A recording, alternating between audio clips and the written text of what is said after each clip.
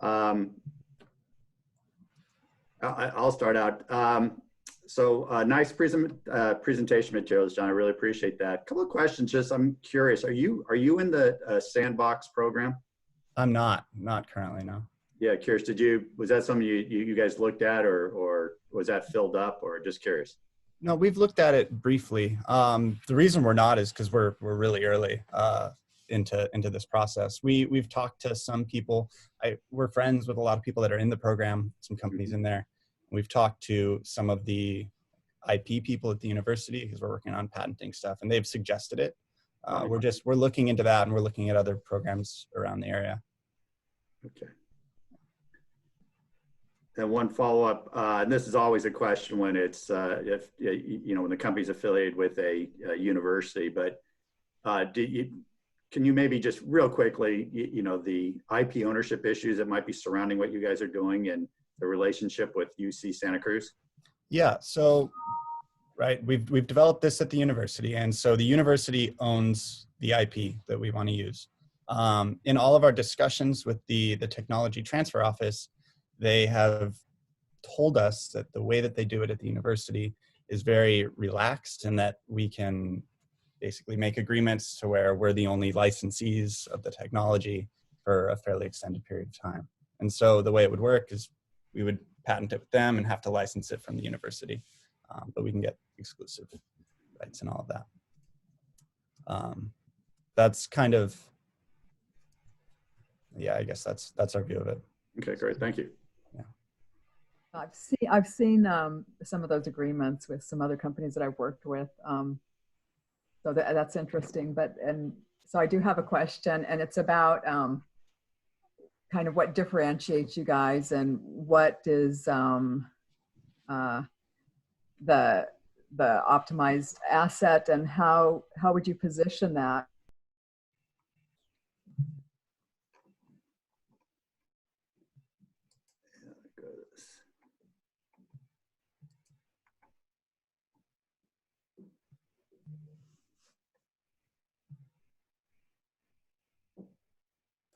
Hey, Josh, Kelly here.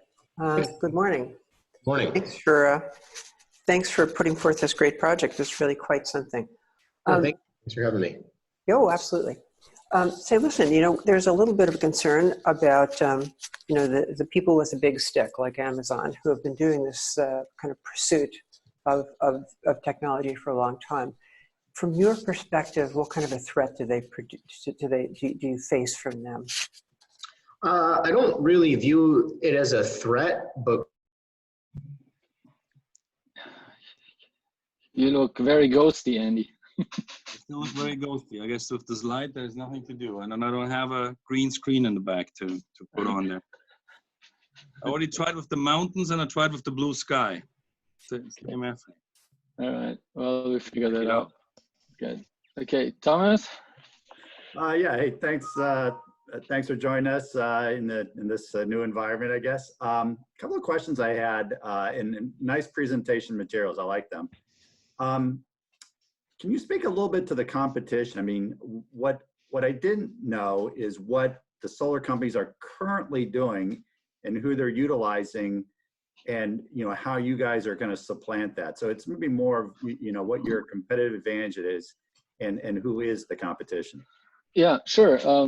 Very straightforward. There's really only two choices. You could look at the data that is provided by the inverter, the component that is the unit under concern, and they don't give you full insight. They report actually after the fact, and that's way too late. And they really don't want to give you details about the internal risk, because that's a product liability issue that could end up in a lawsuit. So there's very little information you get out of them.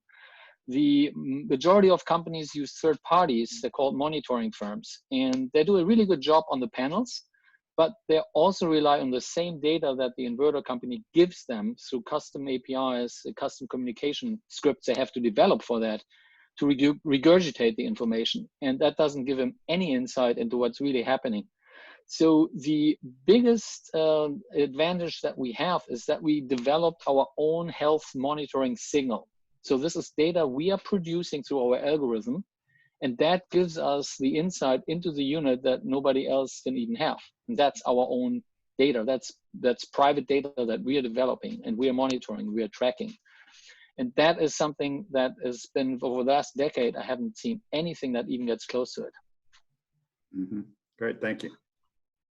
Hi, this is Carrie Nicotine. Can you go into some detail about how that algorithm heightens the level of efficiency on the inverter or the lifetime of the inverter? Yeah, it's literally the comparison to the EKG, right? You go to your doctor, he put a pulse meter on you and measure your heartbeat. Well, he can tell you when you're really, really almost dead, but he can't really say that you get a stroke from that. You need to have an EKG, an electrocardiograph, right? So it really looks at the high resolution signature of your heartbeat. And we're the same approach we take to the electronic instruments, the inverter.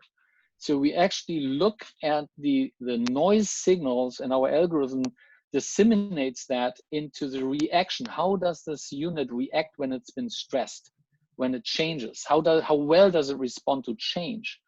And in that, we can capture in a very high resolution manner the signature, and then over time, as it degrades or it compares to other units that have seen a failure, then we know this unit is in trouble. And that means we can immediately react to it. So it doesn't take a lot of learning. It's instant. And that's what our customers actually really, really like. If you want to have a bit insight in that particular value, I think Andy had a pretty good story about one of our clients when it comes to about timing of information. Okay, so you're not managing the noise signal, you're actually analyzing it? Yes, we are extracting it and we're analyzing it. Everything happens in real time. In real time, I define very carefully as time. Oh. Hi, Richard. This is company Hotbox, Oh, okay. All right. and we're just waiting on them to come in. So you ready now? I'll send them in. Ready. Okay.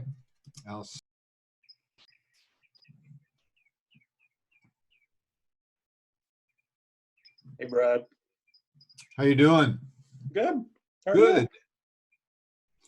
Is everything going okay in the room? I think so. Good. You'd probably know if it weren't. I don't know about that.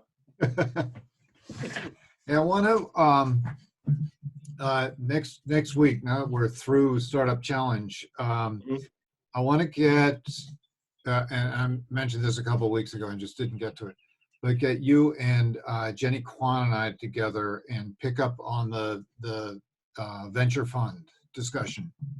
Oh, yeah. Uh-huh. Sure.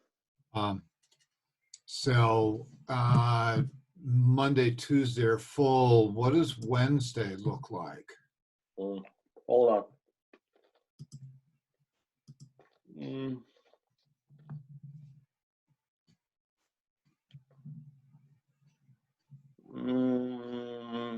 Or Thursday? Thursday's better. Okay. Yeah. You got a slot there that? You want to do something in the morning? Yep. How early? I can start anytime at 7 or later. Okay. How about 8? 8 sounds really good. All right. And I will confirm that with Jenny. Actually, I think Jenny's going to come in and be a fly on the wall here. Okay. Here, I'll turn my camera on so I don't seem like a crazy person. Didn't work, Rich. No, you still seem like a crazy person to me, but Hey, fantastic. I fit right in. It's funny doing like 10 Zoom calls a day. Oh man, Where everybody's, Yeah, I think I'm averaging 6 to 8 hours of Zoom a day. Yeah. My eyes are just a mess. Yeah. I'm staring at the screens. a big Brady Bunch event all the time. It is. Oh my goodness.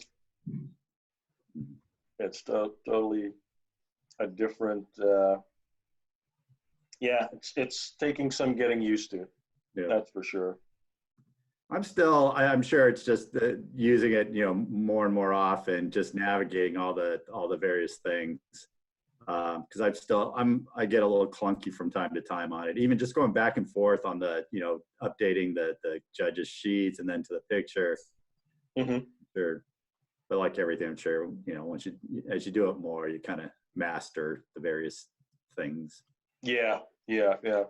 So it's actually kind of funny because a couple of years ago, we pushed one of the businesses like entirely up to the cloud because we wanted to save on TravelX, and just thought, hey. Go ahead and leave the meeting. Thank you. Really Thank appreciate you your very time, much. your consideration. Have a great day. You too. You too. Take care. Bye, guys.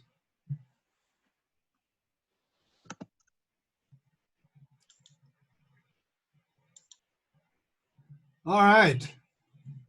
Y'all have successfully gone through all your companies. That was it. We're now on to the judging. Do you want to we actually have a longer break scheduled here, but if you want to take a short break and return, the schedule is up to you.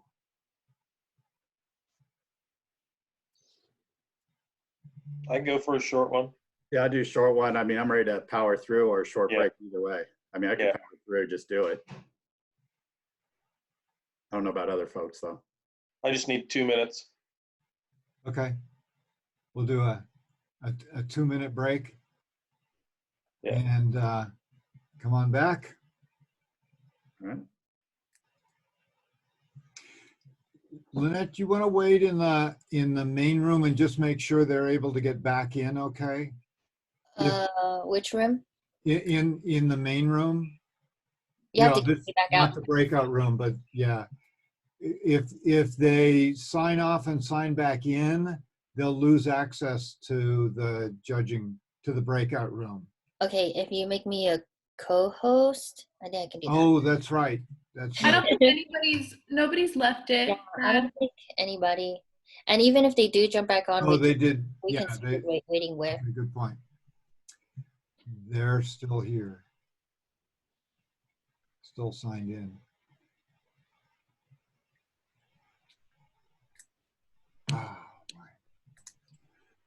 So Kelly, is that your house in the background? It is, yeah. Yeah, it was, I had to put something up since it was dark in the house this morning when I got up. It was about 5 o'clock here when I, 4:30 when I got out of bed. So I'm still in my, not quite jammies, but kind of a kimono. And it's light now, happily. So it's 9 a.m. here. So where are you? I'm on Kauai. You're on Kauai. Yeah. Oh, yeah. I was thinking that was a lot of palm trees for palm trees, yes. this area. Certainly not Carmel Valley. No. No. Well, Kauai is that's a nice place to be hanging out. It's a great place to be hanging out. There are, regarding COVID, there's no deaths and only one active case, and may even passed on the island. Yeah. Yeah, so there are 21 totally. So it's a pretty safe place to be, and they're being very cautious here. They're very cautious. Yeah, how'd you get out on the flying out and flying back? I mean, because I had a client of mine who sort of got stuck out on Kauai for a while, and not a bad place to be stuck, but he did get stuck. He couldn't get back. Yeah, I know. Actually, I understand the problem. I was traveling in England. Actually, I was at I'm studying at Oxford University, and I got there just as the crisis began. And there were people who couldn't get home, actually, at that point, to other parts of the world. So I understand the issue. Coming back here, we just came here about 16 days ago, and we had to spend 14 days in isolation on our own property. We had our temperatures taken on landing, and we had to agree to self-police, so to speak. But The police did come around twice during our at-home stay, and we checked in every day by computer. So they're quite strict. You can travel to and from. It's just that right now it doesn't make any sense to do it unless you're a resident, because a short-term stay for a week, one, isn't available since they've made that illicit at the moment. But the second thing is you always want to, you're probably going to want to stay for only a week because it's so expensive anyway. And that may be the only time you have. And of course, you won't be able to fit into that.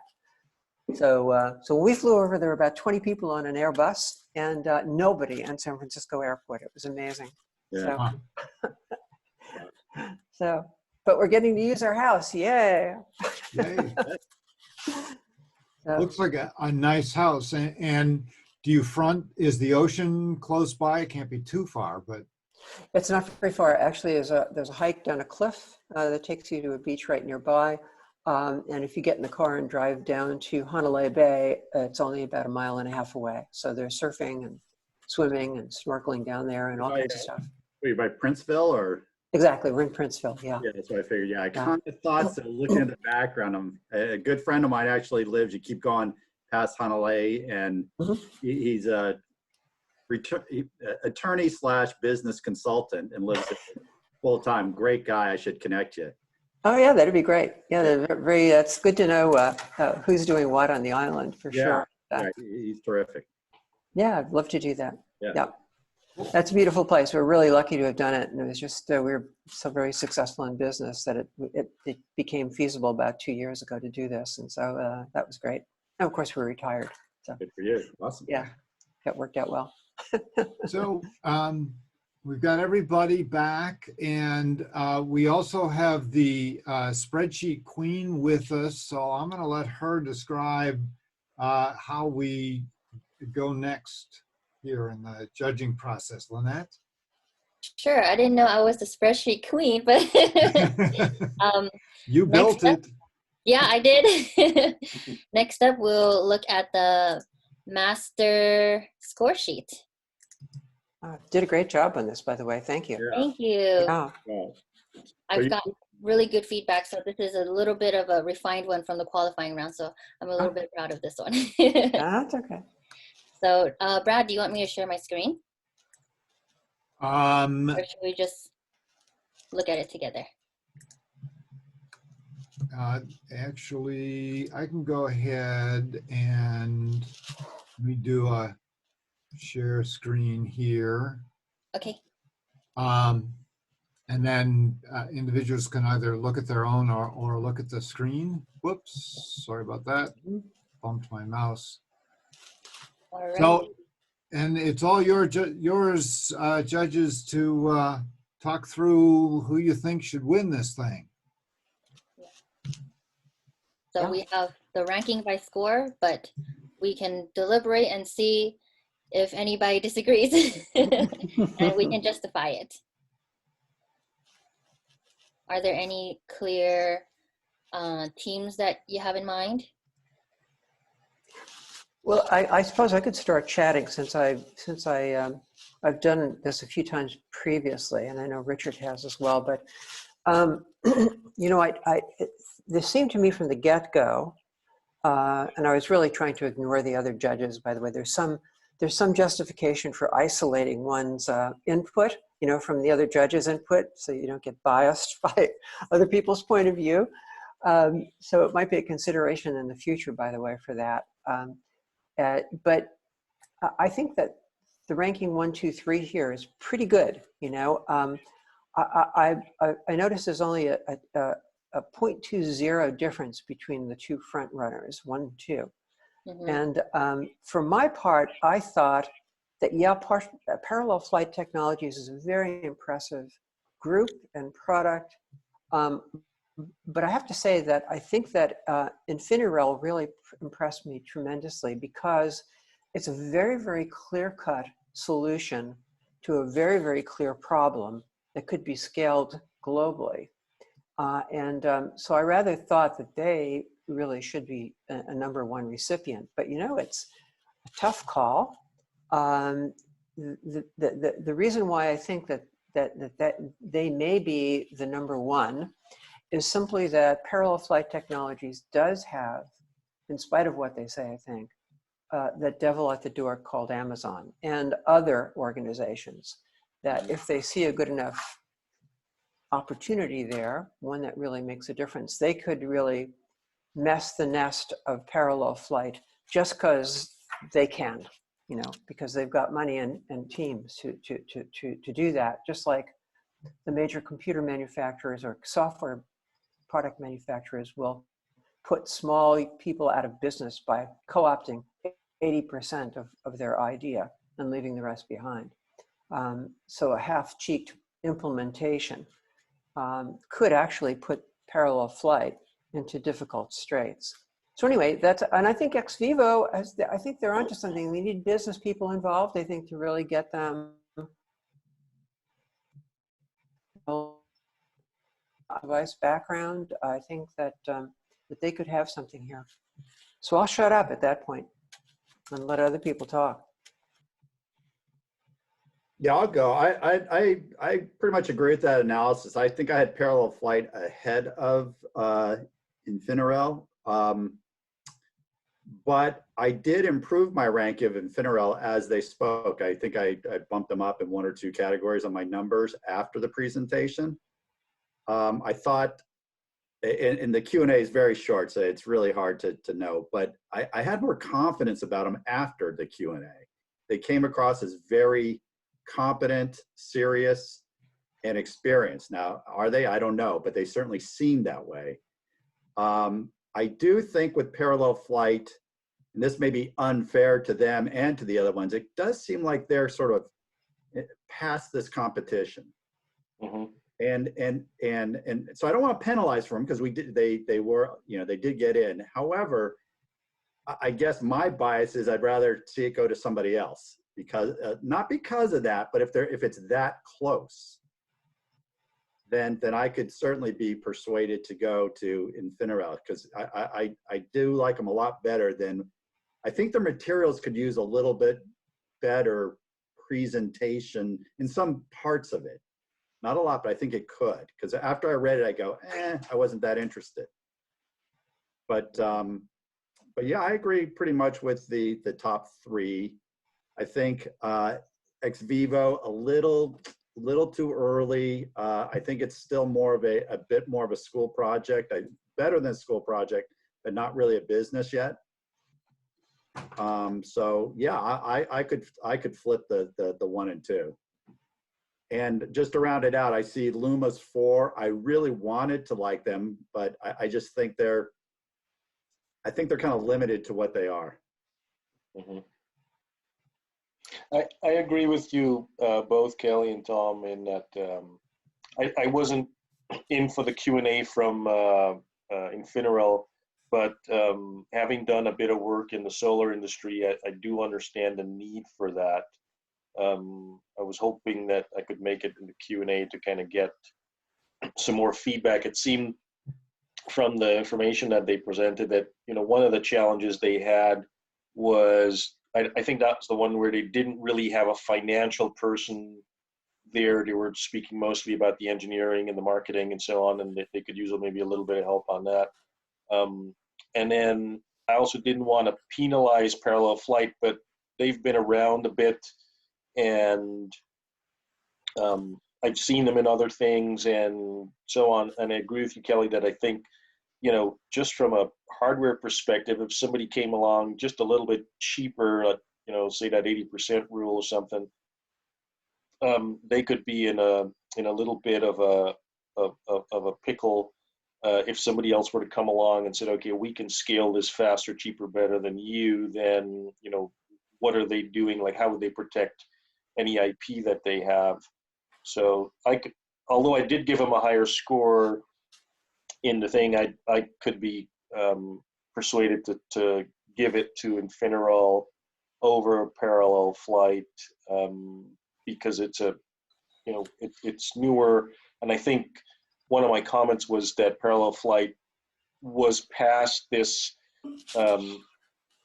this event in that they had gone through something similar, and then they've got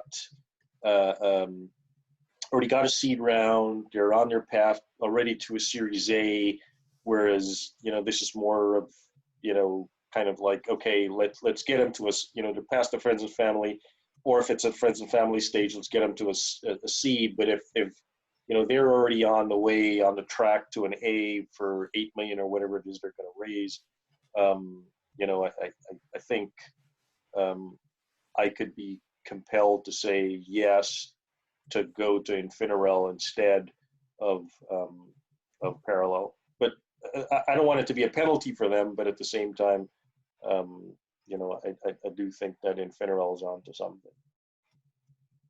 And with the Luma thing as well, I think, you know, if it's selling out, I mean, I wouldn't buy one for $100, but, you know, maybe if they can get other people to buy it, because they had that Kickstarter thing and they raised a bunch of money and got some interest, then, you know, somebody's interested in buying it, because if not, they wouldn't have raised any money. And, you know, it's an interesting thing, but I think that's more of like a fad where it's going to be like my pet rock for, you know, a certain amount of time, and then somebody's going to come along and say, oh, well, okay, we don't use UV, we give you a little a micro bubble generator, or so, you know, whatever the next fad is, and then it'll kind of fade out. Well, it's funny, Richard, you should mention that, and I don't want to take up anybody else's time here, but just, you know, I was thinking, you had mentioned, I think, in your write-up that this is, you know, pretty fast introduction and ramp up, you know, that would have to happen. I just see this, and I look at their competition, you know, the Crazy Cap, for example, which is priced considerably lower than theirs, and only fits certain bottles, as very, very easily substitutable by some kind of a Chinese product very quickly. Mm-hmm. And so I just see them as a one-trick pony.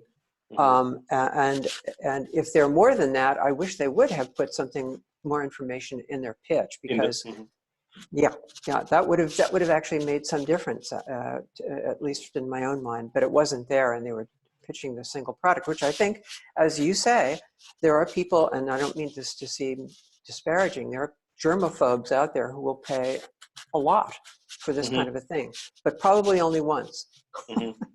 Yeah, because like, there's no repeat, right? If you buy the water bottle, you have it, and then like, what else? Okay, then what? Like, you know, there's no recurring revenue in that. It's like, I'm just selling water bottles. If I sold water bottles and said, well, oh, you've got this kind of pathogen, or, you know, we're going to give you this kind of water versus that. Yeah, I don't know. I'm just kind of reading here, but I don't see the recurring revenue things. Well, okay, it's one shot. It needs to ramp really quickly. They got to get it sold, and, you know, I don't know, is it 6 months or a year before somebody else comes up and says, okay, we got a better version of this for half the price? Hello. I like Infinerol the best. It's a technology that has potential in a lot of different verticals, and scalability rather quickly, I think. I think that these guys have a good grip on their intellectual property and what their capabilities are. So Parallel Flight, I've seen it around too. I like that company. I like what they're doing. I think there's a lot of potential competition, and squeezing them out of the market would probably not be that hard. So Ex Vivo, I like them, and I like what they're trying to do. I agree that it's more like a school project right now, and they really need to get to the business side of how that looks.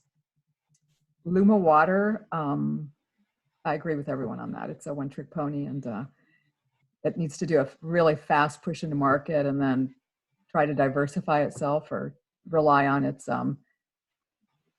cult following. So it seems like we have we're pretty much aligned here, which is really remarkable. By the way, there's we've done this in years when it has been a complete horror show for an hour, but so I just as on a vote basis, I feel the same way about Parallel. They've got plenty of money, it seems to me, and a lot of interest. I would really vote for having for putting Infinirel up on first, because it gives them some first time recognition for a really solid project, and from my point of view. And then I'm happy with parallel flight as second, and ex vivo as third, or any combination thereof. So I kind of want to give ex vivo a little bit of a boost, because they're coming to it kind of young and fresh, while parallels, they've been out there getting some dough. So they've got a NASA partnership going on too, or a grant they're in line for. So that's my vote.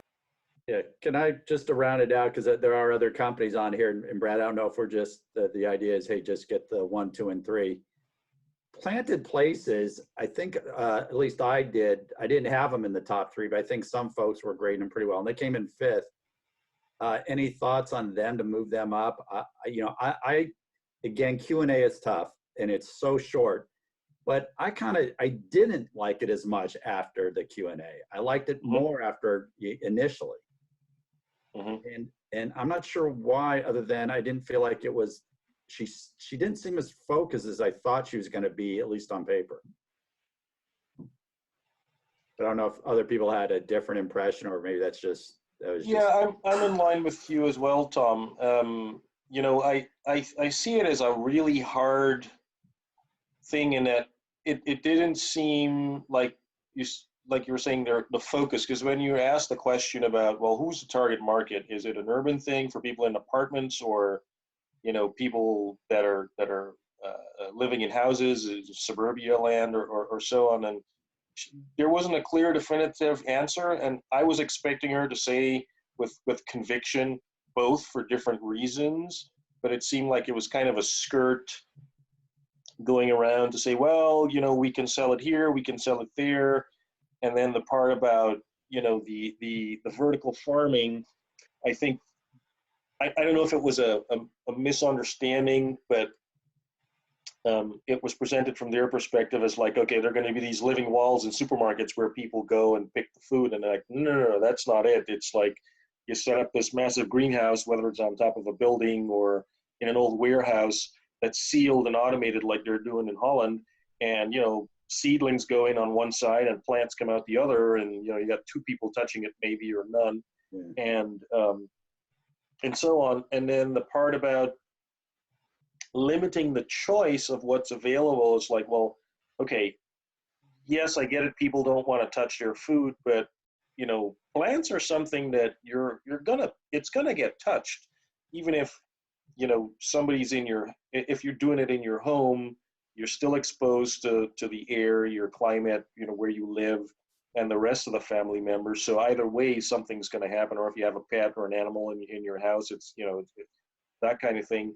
So there's a lot of variables there where I thought, okay, well, what is the real value proposition, other than I just want to have a garden. I don't have time, and I can have instead of having just an herb garden, I could have a little bit more with some greens and feel good about it, because the issue of, waste is still going to be there, because, and I'm probably the worst example, because I'm going, okay, if today I want to eat something with lettuce, and tomorrow I want to eat radishes, and the day after I want pineapple, I'm still going to the store, because there's only so much of one varietal that I can have. And we actually have a garden. We've got tons of fruit trees in the garden, and I still go to the store. Yeah. And like I say, maybe I'm the worst person, but when I look at it, I go, well, where's the value? Like, what is going to entice me? Because it's hard work, like, keeping pests away. And even if you have a wall, you're still going to open a window, and the flies are going to get in, or a bug's going to get in. And, how are you going to stop aphids from coming in when you open the front door? All this kind of stuff where, if you convenience of buying it from Whole Foods or Safeway or wherever, it's still just easy. And, Amazon's going to be delivering all this stuff to you. Well, they're doing it right now. So like, where's I didn't really get the value proposition, other than, this is not like my pet rock, but it's a nice to have, but I don't see how it's going to be a scalable business. I could see them, making some money, doing some stuff, and partnering with a nursery to say, buy this kit and so on. But then, it gets into, okay, well, what's the opportunity cost of that? Is it, when I buy the kit, like an exercise machine, if I buy it, do I just leave it in the bedroom and it turns out to be a 1 year and I buy it and then I don't use it anymore? And then what, right? Because they need to make money from people doing more seeds and more plants and more things. And if you're not using it, then it just becomes a painting on the wall. And then you go, okay, well, I'm going to take it down and do something else, put up a picture or something. So, I don't know. So we certainly don't need to go through all the companies, but I would be interested in hearing you comment on Priorly, because they're interested in being in the Launchpad incubator. So your feedback would be really useful on them. Yeah, Priorly, I think they're like a super early development stage company, or at least that's the way it was communicated, because there's a lot of different apps out there, and it's going to take a lot of machine learning to be able, and also a lot of privacy intrusion for them to go into all the activities and all the applications that somebody touches in a service consulting business, to be able to make sense of what all that stuff was, what is actually being done. Because, for example, for our governance business, I spend a lot of time on the laptop, and Tom's an attorney too. I'm sure he spends a lot of time on his laptop. And if I'm drafting emails or reviewing something, or I'm looking at work that other people have, or I'm in a board meeting, or I'm in a committee meeting or something like that. So this thing's going to track all of those things. So how is it going to know that this committee meeting is more productive than that committee meeting, and this one went for 2 hours and that one went for 1 hour? So is it just based on the nominal rated charge? But what about the value add and the creation I get out of a 1 hour meeting versus a 2 hour meeting, but I only build 1 hour, or the team only build 1 hour? And then how is it going to know by going through my email that this email is for that project, or this email is for another project? And I think it's going to be like a Google problem, right? Like, how do you take all this information and time and really start putting value on that? And how do you determine what the value is? And that's the hard part I see. I don't, or at least it wasn't explained to me, how their system is going to look at the value of the time and determine what the actual value is, other than saying, we've got, you've been working for 12 hours today and you only build 9 hours, so you're leaving 3 hours of the table. Let's find a place to build these 3 hours. I didn't get that there was, some new way of understanding the time, task, and value creation, and how to put that together. And if it's just something now like an Excel sheet, and there's a ton of time trackers. So, one of the businesses, there's like those little QuickBooks thing, and they've got a time tracker app, and you can just go in there and put in your tasks, your team, and then it keeps tracks of everyone's time on a certain project or a bunch of different projects. And it's like almost free. It's like, you can get that with like a GoDaddy subscription, or, that. And then you've got like an expense reporting thing called Expensify that allows you to track your time, and you could put in, what you were doing for which project and so on right now. And it just calculates all that stuff and gets it for you. So I didn't really get, like, what is the substantial value proposition of using their service or software versus using a freemium or a $10 a month or a $5 a month subscription that integrates with your billing system or timekeeping system. That was apparently clear for me. No, that wasn't clear for me either, Richard. I have to say that, to answer your questions, how they do it, it's rocket science. But okay. And I know a couple of those people, and I'm going to keep my mouth shut.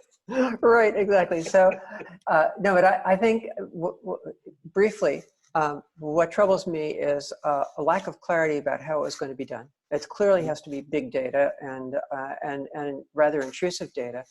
And in fact, most consultancies of any kind of substance rely on the integrity of their investigators, their consultants, to track their time. So to actually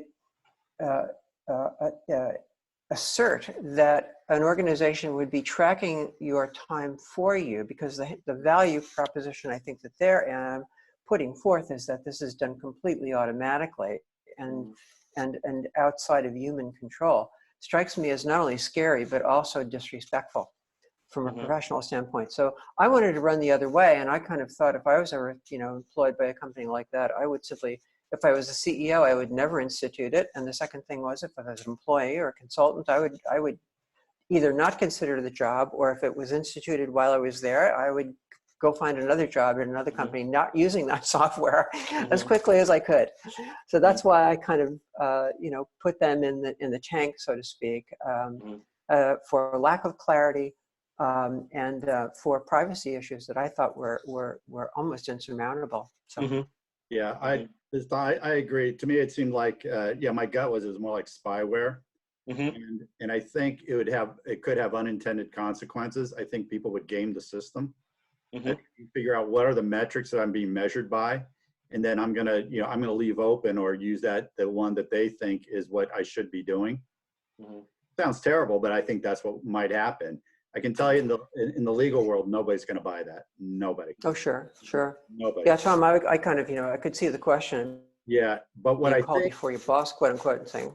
What I think that, and this is maybe, I'm not sure, criticism or maybe helpful. I think they need to drill down and better identify what market that they're going after within consultancy. That was a very generic answer.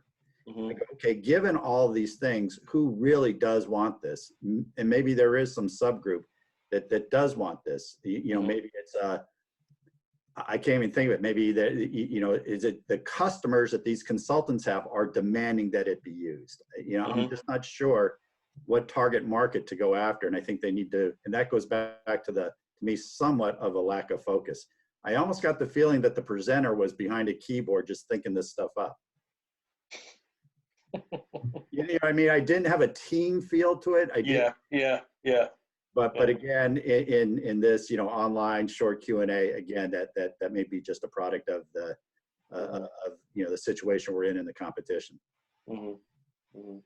Yeah, and so like we have another timekeeping functionality within this other agricultural software that we do, and we track people's movement and time and clocking in and out on task and a bunch of different stuff. But I see that as being entirely separate and different from a consultancy thing, which is what he was bringing up and software. So for example, if we're looking at let's say an agricultural field crew that's got to be on the field at 7:30 in the morning, and then they've got to clock in, and then you're on an 8-hour day. You got to clock them out for their 15-minute lunch break, and then you want to measure their productivity, how many times they're running up and down and bring their berry boxes or a lettuce bag or whatever it is, and so on. And at each stage of the activity phase, you want to clock them, so you want to know what they're doing. That's entirely different from saying you're using a knowledge worker, which is in consulting base, and track like, well, so am I going to put on a brainstem now? And when I'm thinking about stuff and keying it in, it's going to track all of that. Like I don't, that was the, another disconnect for me as well. So. Okay, that's great. Thanks. Carrie, did you have anything to add on that? Or? No, I agree with what's been said. Okay. It looks like you've got a winner and 2 runners up here. And unless there are any other comments, I'd say thank you very much for very good work. We and the participants appreciate it. I've been out in the main room as they've been coming in and heading out and chatting with them, and to a person, they've been really, really appreciative of of this whole process is helping move them forward. So this really does make a huge contribution to these entrepreneurs and their companies, and really appreciate your time on this and your thoughts and expertise. Sure. Yeah, and kudos to you, Brad, and your whole group of moving this online. I mean, that's a Herculean task, and I thought it came off really well. Yeah, Celine and Lynette, thank you very much for your work. You guys did a great job. And Brad, as always, you did too. Thank you. They did great. There was a small amount of backroom sausage making that we managed to not let you see, which was good. But otherwise, Well, that really did. I don't care how you made it. Job. I am so thrilled to have her on the team this year, and Selena has been great this year. So thank you all very much. I think we're all set for the moment. We'll be sending out emails this afternoon announcing the winners to everybody. And Lynette, I assume we have an email that'll be going out to the judges and mentors, letting them know also, right? Yes. Excellent. Okay. Great. Thank you all very much. Aloha, gang. See you. Thank you. Bye-bye. Bye.